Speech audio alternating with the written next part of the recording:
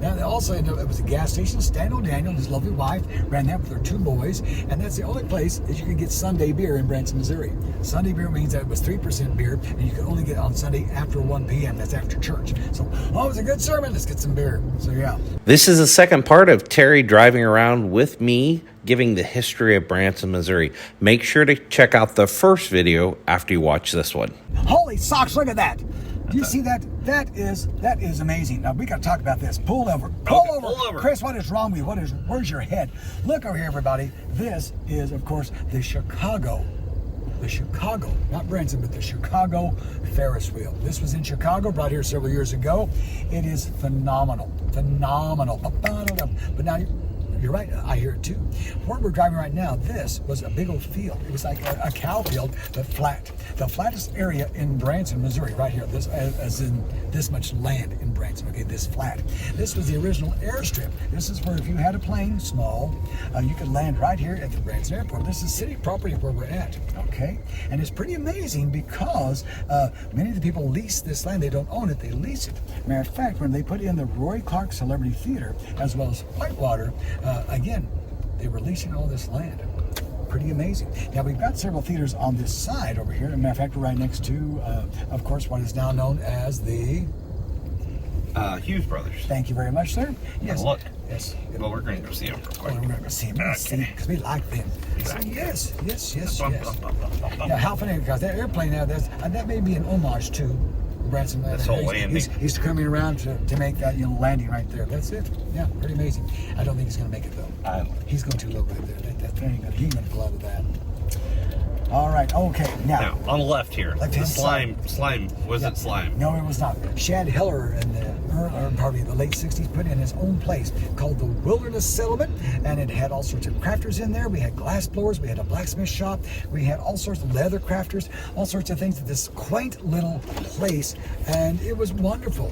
And so Shad also put in a theater called the Corncrib Theater. Why? I'll tell you why. Shad, he and his wife Molly came here from Coffeyville, Kansas. He got with the Trimble family, and Shad wrote the original Shepherd of the Hills outdoor drama play.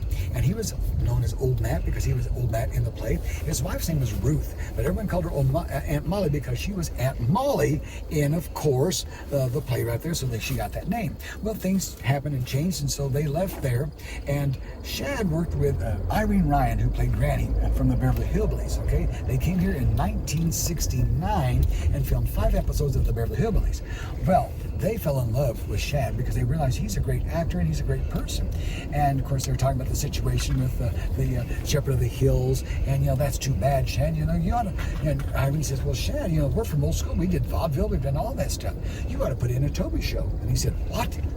She says, yeah. And he goes, oh my gosh, because at one time there were over 200 touring Toby shows in America. And they were this wonderful little thing. They would pack up their stuff. They'd go from town to town to town and set up. You had the heroine, you had the hero, you had the villain, and all these other characters, and a lot of music and just fun slapstick comedy. So he put in the Toby Show. And that was my very first nighttime job, Chris. In 1980, I was in Silver Dollar City in the daytime, and at nighttime I worked at the Toby Show in the Corncrib Theater. But across the street right here, where it says the Hughes Brothers, sort of, because the signs are kind of messed up right there. Anyway, so yeah, whatever, high winds, that's right. Anyway, this was the Roy Clark Celebrity Theater. This was the place, premiere. They had an in-house band of all locals, and then Roy Clark would come here, but also Roy had a lot of friends. And so he invited Mel Tillis to come down here. All the big stars came here, and they performed right here at, of course, the Lodge of the Ozarks, the Roy Clark Celebrity Theater. It was wonderful. And what did they do? They wanted to eat. So just right down the road, Gary Clausen said, Pizza Hut's doing pretty good. I've got this beautiful young niece. She needs something to do, and she's a smart business gal. I'm going to build her own pizza. Of course, I'll own it, but I'll say it's hers. And so he built the Pizza Hut number 2 across from Whitewater for my lovely wife, Dee Dee Edwards at the time, now Dee Dee Sanders. So there you are. Now, Jim Staffords Theater. Yeah, now right here, it's all gone. Now you can see the sign right there. It says Jim Stafford. That's where his theater was. That theater was was known as the Lowe's Sisters Theater. The Lowe's Sisters were in town for many years, and so they were over on Indian Point Road with their original theater, and said, hey, Branson's a place you ought to be. So they loaded up the truck and moved to Branson B. So yeah, so they built their own theater right here. And then next to that was a place called the Puppet Palace. Oh my gosh, the Puppet Palace. And that turned into the Caravel Theater, where Jim Stafford moved into town. He came over here to the Roy Clark Celebrity Theater first and said, this is an amazing town. I want to be here. And so he built, took over the Caravel or was in that for a while. Then he said, I want my own place. So he bought the Lowe's Theater. So there you go. That's the side of history right there. But we got another bill to talk about that in a second. But look at this. Mickey Gilly. This was not always Mickey Gilly. No, it was not. This was the Hee Haw Celebrity Theater. That's right. All the stars of Hee Haw came here to perform at the Hee Haw Theater. And it's so funny, Chris, because whenever I was down in Nashville, Tennessee in 1980 filming, Hee Haw did 13 episodes. Oh my goodness. It was incredible. Yeah, all the stars said, they came up to me while we're filming Hee Haw, Terry, do you think I do good in Branson? Oh my gosh, do I think? Yes, I think you would. So they had to put in this theater. Well, it had its heyday, then, that all diminished. And so Mr. Bill Daly, a businessman that we talked about earlier, because he put in the Americana Theater. The last building he built was the Chinese Acrobats Theater over there on Highway 165. Well, he put in what was known as Country Music World here at the Hee Haw Celebrity Theater. And so he did real well. He brought in a group called the Tennessee Boys, and he said, I don't like that name, so they changed the name to the Branson. They called him Branson to begin with. Then they called him the Branson Brothers. So that's how all this evolved. And of course, they ended up going out to Silver Dollar City and la la la la la la. And then Mickey Gilly. Then Mickey Gilly bought it, yeah. And then while Mickey Gilly was here, it caught fire. What? Mickey Gilly associated with a fire? Like, you mean that place down there in Texas? What was it called? Gilly's. Gilly's, that's right, for an original name. So yeah, that burned too. Yes, it did. So yeah, this got on fire too. And so they got it refixed and all that. So there you go. So then, of course, as we all know, Mickey has passed away. But the Chinese acrobats that are here said, although we now own the theater, we're going to keep his name on it because this was Mickey's. Mickey did this. And so I thought that was really a great thing.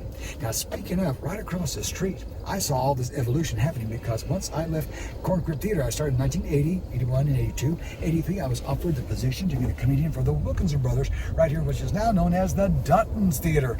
Oh my gosh, this was at the time the biggest and the most impressive theater in town. Although they still had a gravel parking lot, yes, a gravel parking lot.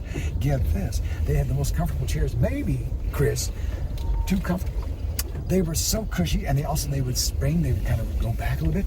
You could fall asleep. If you had a big, busy day in the hot sun at Silver Dollar City, and you were tired, and you got your belly full from all this buffet, and boom, you were down. Not that the show was boring. No, show was great.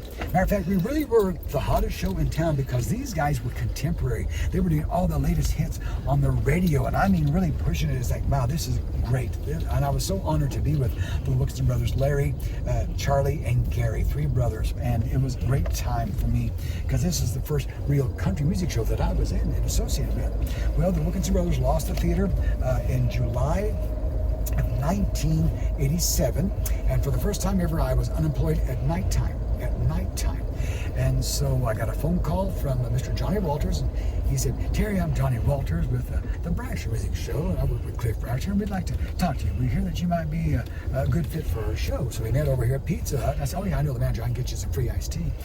And so went over there, we talked about that, and so sure enough, I got my job with Brashers for 17 years out of their 23 years of their music reign in Branson, Missouri. I was with them.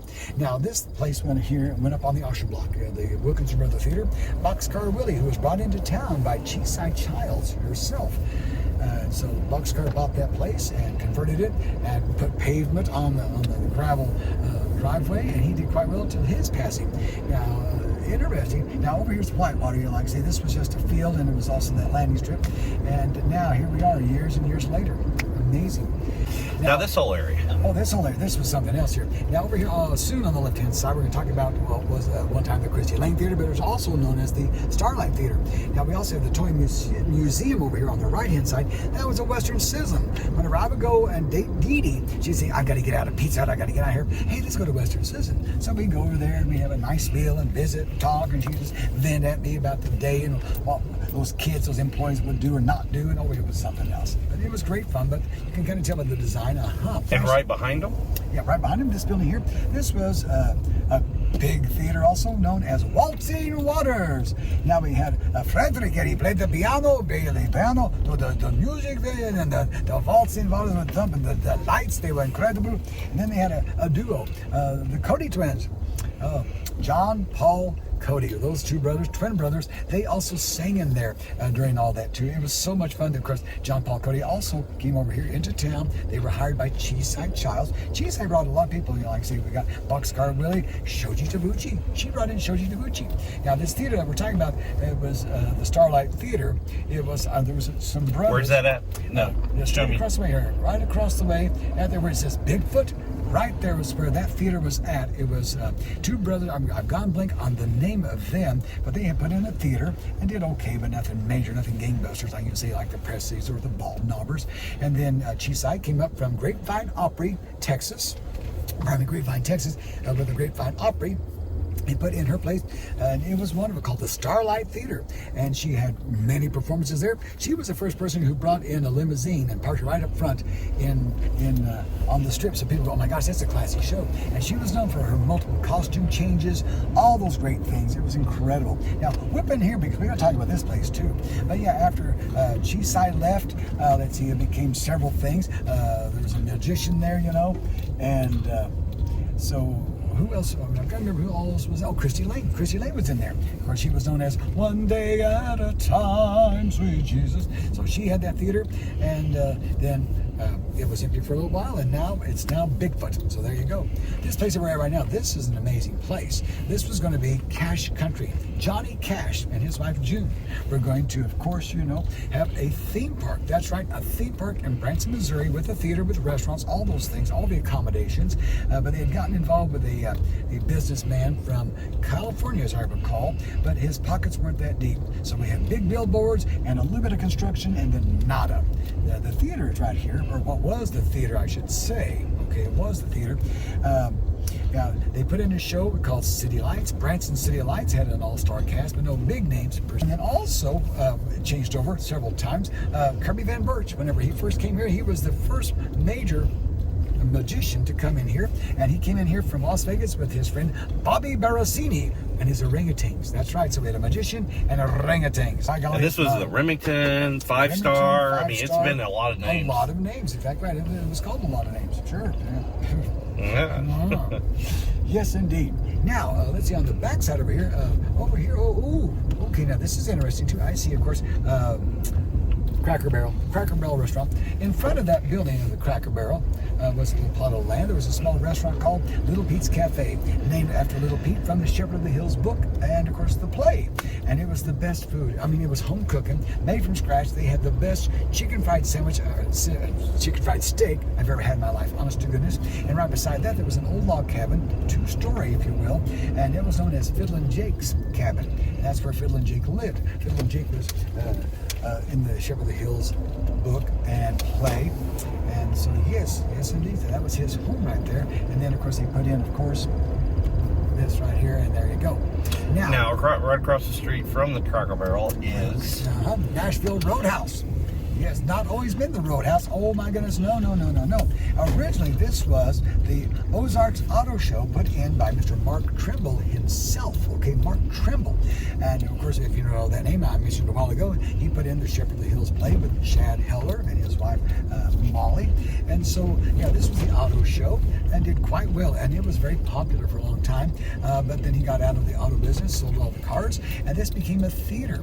Okay, this was a theater. And many people performed here in this theater. Oh my Yakov. goodness. Yakov Smirnoff here. Kirby, also, one of the 700 places Kirby. That's right. Yes, he did. Also, let's see, we had Willie Nelson. This became one of those little places where it was a multi-purpose building. So Willie Nelson was here. Willie Nelson came here because he owed back taxes. And so for restitution, they said, you've got to go do something that makes X amount of money. And he made a deal with him. He said, I'll tell you what, I know of a town called Branson, Missouri. I've been there before. How about this? every dime I make goes to you guys. We're all going to eat, be even. And they said, that's great. Thank you, Willie. Yeah, Branson will be good. So Willie came in here, did his restitution, and that was it. Now, the rumor was that Willie didn't like the motel room that he was staying in. He was so used to being outside and all that. So he got his pillow and went over here and slept in the woods. And, of course, he got covered with ticks and chiggers and all that stuff. Rumor only, but, still pretty darn funny. Darn funny. So, yes, but yeah, that has been a lot of things, a lot of places. Now, we're almost here at the end, but not really, because there's a little more history still going on down around here. Chris, as we approach 76 and pull onto that, straight ahead of us, and you can kind of see a little bit of it, a hint of the roof line over there. This was, of course, the Ray Stevens Theater. Ray Stevens, the one and only.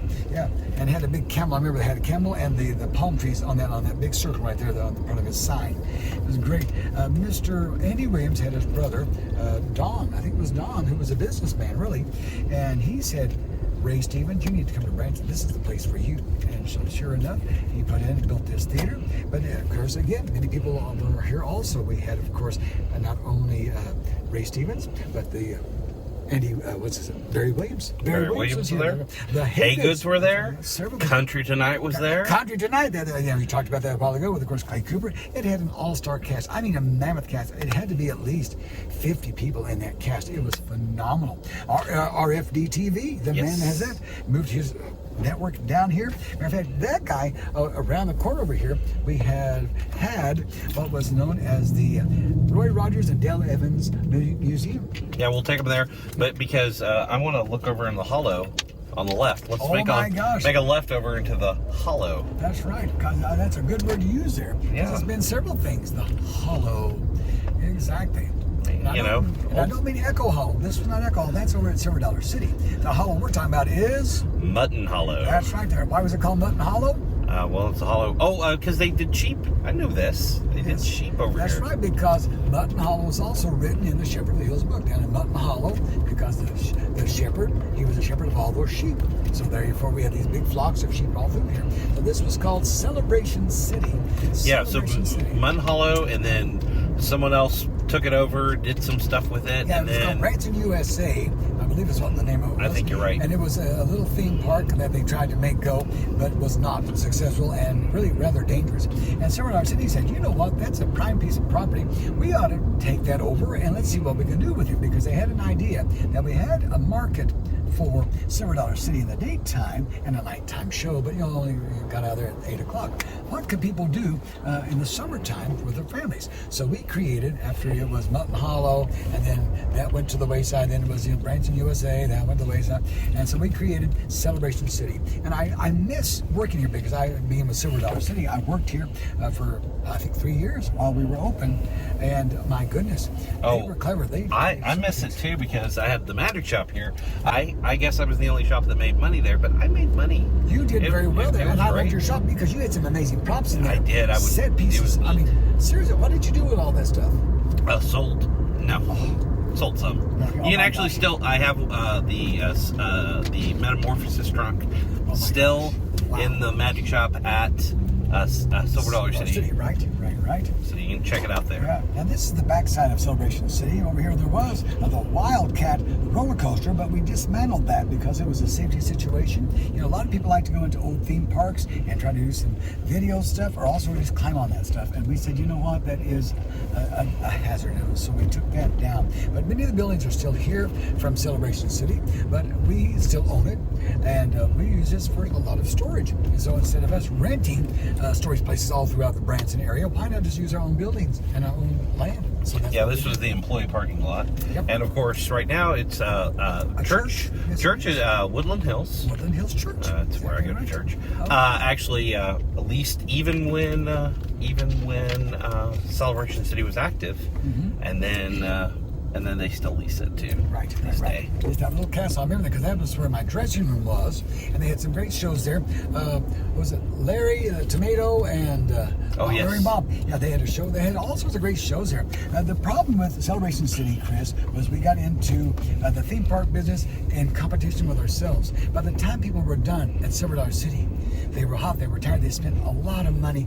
They're like, We can't even afford that. Now, older people, grandparents love this because it was smaller than Silver Dollar. It was all flat. You could let your kids or grandkids run, and it was all amazing. It was just great. Speaking of great, Roy Rogers. I grew up watching Roy Rogers and Dale Evans, the movies and the TV shows and all of that stuff. He decided Victorville was not the place for his museum anymore. Things had changed, you know. The clientele was different, and also the climate there. And so they said, you know what? Branson, Missouri has all the people that know you, Dad. And so his son, everyone packed up everything. They moved down here and they put in the Roy Rogers Dale Evans Museum. And I mean everything. They had the stuffed Trigger. They had his dog that was also stuffed. They had his Jeep, everything that you can imagine, costumes. It was incredible. But now his father said to his son, Roy says, the day will come that people will not be here because they will forget who I was. That's how it goes, son. So the second that happens, I don't want you losing money. You have to sell it. And so that day did come, sad as it was, and it was sad. So they sold all that stuff. But the man that owned the RFD TV bought Trigger and several other things. So we had some of the memorabilia over here on display at, of course, the RFD Theater. Pretty amazing. Now, we're going to go, of course, we were down 76. We made a left. Yes, we did. Now we're going to go across 76 the other way, and you said... Oh my, what did I say? I'll tell you what I said, what I really said. This used to be a cow field. This was farmland. Seriously, what we're at right now, this was all farmland. I mean, there was nothing out here. But people who have vision and say, wait a minute, let's get with MoDOT, let's build a highway through here, 376, blah, blah, blah, blah, blah, blah, blah. But yeah, where we're going to be driving now, which is now known as the Shepherd of the Hills Expressway, pretty interesting because Gary Snaden, a businessman who had Shepherd of the Hills homestead and farm and the play, purchased all this land over here. He put in several hotels that were based on some of the characters, like the Old Shepherd Motel, things like that were based on Shepherd of the Hills. And at that time, that was a big trend. Hotels, motels, that was a big thing. That market has changed also, Chris, as you well know. We went into timeshares. People said, wait a minute, we own this thing, we'll just go there for only $69, or we also have free nights on certain nights, so that's what they did. Now, one of the first big campgrounds, not campground, but a place like that, timeshares, over here on the left-hand side, what's the name of the place? Treasure Lake? Treasure Lake, exactly right, one of the first timeshares in Branson, Missouri. I think everyone that came to Branson ended up buying a timeshare at Yes, Treasure they Lake. did. Yes, they did, and they're still in business. Next to that, IMAX Entertainment Complex. Amazing. And they also don't own the land. They're on a lease from Treasure Lake. Oh my gosh, I did not know that. So there you are. Now, we're on this nice 5-lane road. 5 lanes, incredible. This was, like I say, all farmland. There was a lot of farm houses here, barns, all that stuff. Just going to the wayside. But again, someone said, let's build a road through here. So at first it was really like a dirt road type of thing. And then Shoji Tabuchi, who had been down there in that little valley right there, the Shoji Tabuchi Theater, which was the original auto show, said, I'm going to build my own place. So here on our left-hand side, the Shoji Tabuchi Theater. And let me tell you about this man was incredible. One, he was just an incredible man, a good friend, a great person, a good humanitarian, but also a smart, savvy businessman too. So when he built this place, it was at the top of the line. I've never known anywhere in the entire world where you could buy postcards of your restrooms. I said that. Postcards of your restrooms. Do you understand me, people here? Honest to goodness, yeah, because they were amazing. I mean, gold gilt, solid gold sinks, everything. In the men's room, you had a pool table. So if there's a line, hey, let's just shoot some pool for a while, blah, blah, blah, blah, blah, blah, blah. The ladies' room, the big floral arrangements. I mean, tall vases and the lights, it was incredible. And of course, they had a fire here, Chris, about 5 years ago. And of course, there was when the fire sprinkler system works, everything got wet. Yeah, so fire went off. Right. The insurance replaced everything. And then, unfortunately, winter came, a pipe froze, and destroyed everything that was just fixed. Right. And the insurance company goes, I don't think we're paying out twice. So there was a big fight with the insurance company. So Soji went other places for a little bit. Right. And then Clay Cooper was so gracious to say, come over to my place. Exactly right. And then Shoji, they had a documentary about Shoji that did so well that Shoji said, I want to do a special intimate show about my life. And so he went over here to the IMAX and over there to the little Opry Theater and did that show for about 2 years. And then, like you were getting ready to say, he found out that he had cancer. A very sad situation, and we just lost Shoji this year. And it's a great loss for Branson because although he wasn't born here, he was born in Japan. He became a local celebrity that we said, you are our neighbor and we love you. And we know and we feel the loss of him. And we have, seen the family reach out, his wife and of course his lovely daughter, Christine, just, showing us their hearts and how much he meant to them. So yeah, it's a great loss. I mean, we felt that with, like Mickey, Gilly, but I mean, they were big stars. Shoji became a big star because he came here, and his talent. So yeah, it's a sad loss. But yeah, this whole strip right here. Yeah, Chisa Childs, I believe, brought him in. Yes, she did. Absolutely. Now, across the street from Shoji's is Pierce Arrow Theater. Pierce Arrow. That was, oh my gosh, a museum. It was also a Civil War show. Oh my gosh, a Civil War show. And they were going to do all these amazing things, and it did not go over at all. And then, of course, the Pierce Arrow went into there, okay? That was pretty incredible in itself, Pierce Arrow. And they've been here for many years since then, okay? Now, across the street over here, Hamner's, unbelievable. And this whole story is unbelievable. A man by the name of Jerry Crawford came to Branson, Missouri. Businessman from California. California. Yes, indeed. And so, sure enough, he checked out and did his homework around the area. He saw the Brysers, and he and his wife were very God-fearing people. And so he fell in love with the Brysers. And he said, now look, God talks to me. And he said, he's telling me that I need to build you guys a theater. But I'm not going to build it unless you say, yes, I will do it. And so he built this for the Brysler Music Show. We were at our location on Gretna Road way back there, down in, oh my gosh, that horrible sinkhole of a place that was a part of an old theater to begin with. And then there's motel rooms underneath our stage. And so we were there in that location for 10 years, and then Jerry did this. And it was a great move, and we loved it. We had such a great time because it was a brand new facility and done well, As a matter of fact, for me as a comedian, I said, oh my gosh, I've got to come up with some material for where we're at this new location. Now, Shoji, as I said earlier, had a pool table in his bathroom. So we got a miniature small pool table, probably about like this, and we put it in our bathroom. Okay, so that was funny in itself because we had to keep up with the Joneses or the Tabuchis, if you will. And so I did my impersonation of Shoji Tabuchi right here in this theater that Shoji loved. He thought that was the best thing in the whole wide world. And so the Brashers were here for many, many years. I left them, like I say, after 17 years of being with them, because I'd got an offer to be at the Grand Jubilee, which is over there at the Grand Country. And so, then the Brashers continued here for another 5 years, because they were here for 23 years. And then, of course, the Hamlers came in. Hey, oh my gosh. And so they put in now their show, and that's like our theater, multiple shows right here in this facility. Now, amphitheaters used to be really popular. Oh, yes, and right across the street we had one. There's this kind of a takeoff of the amphitheater that's still going over there in Lampe, Missouri. That was called Black Oak Amphitheater. We had this, I forget the name of it, the Ozarks Amphitheater. And matter of fact, I went here. We saw Donnie Marie here. Who else? Oh, everybody. Ray Charles was here. This was quite the place, Again, because if you want to go to Lampe, Lampe's on the other side of nowhere. Okay, you've got to go through Bicevar City. You got to go through Branson West. You got to go through Kimberling City. You got to cross the bridge. You got to go through Lampe. Then out in the woods. There you go. That was where it was. And so they built this amphitheater right here. So yeah, pretty amazing. Pretty amazing, buddy. But again, like many things, this is a seasonal thing. Also, if you're sold out, you still have to pay that star, those big bucks. Now, as we cruise down this strip here, Shoji, we mentioned him a while ago, he was always fun-loving, and he had different vehicles because he could afford different vehicles. And he had a four-wheel drive vehicle.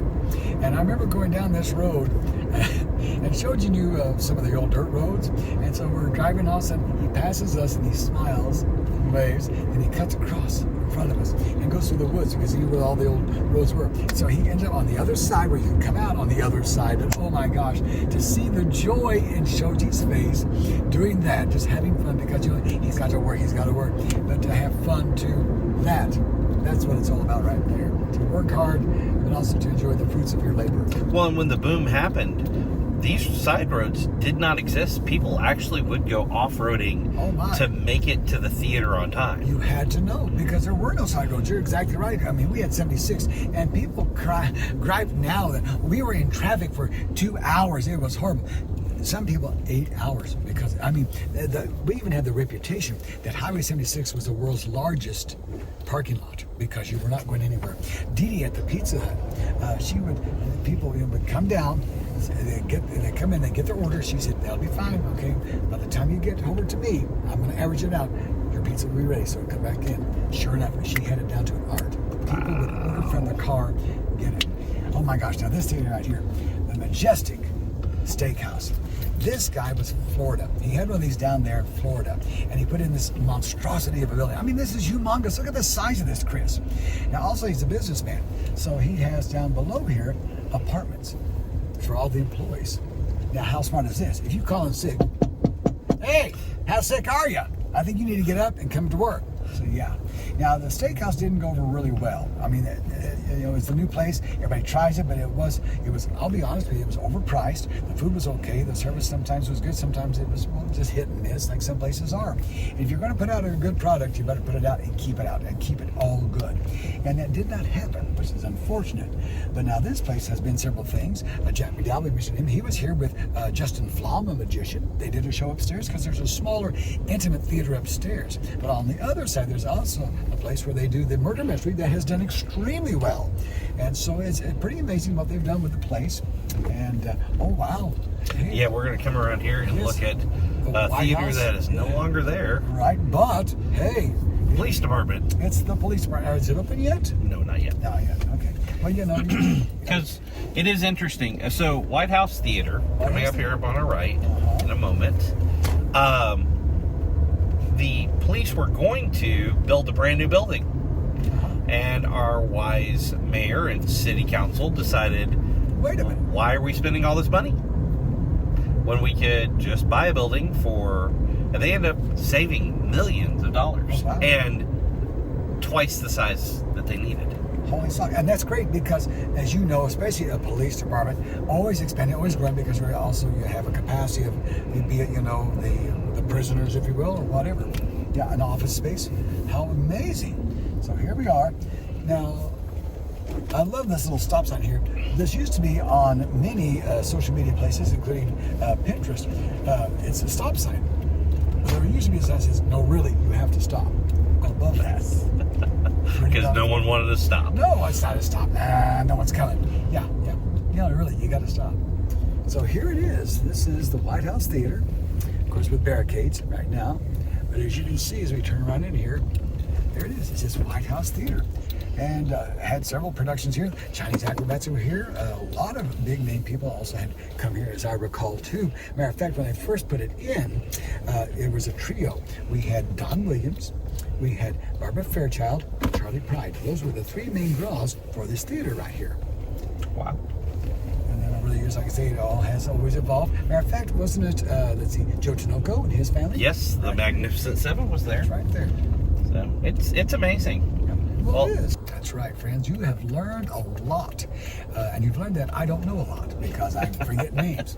And I still can't remember the Campbell's name. Yeah. This whole time trying to remember Campbell's name. Oh, I'm so mad about that. I'll do sleep tonight over that crap. I believe we could drive around all day long and see history, but I think we hit a few good items. Sure. And as you tune in, because we have lots more to come, because this is just this one side of Branson, one facet, if you will.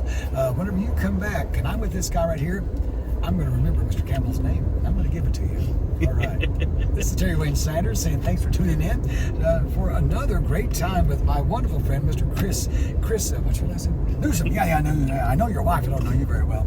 But yeah, Branson, it just makes me smile because I think of where we were, where we're at, and where we're going. And it's always evolving, just like everything else around us. Nothing stays the same, but the goal is buckle up, hold on, and enjoy the ride. Let's see what happens next.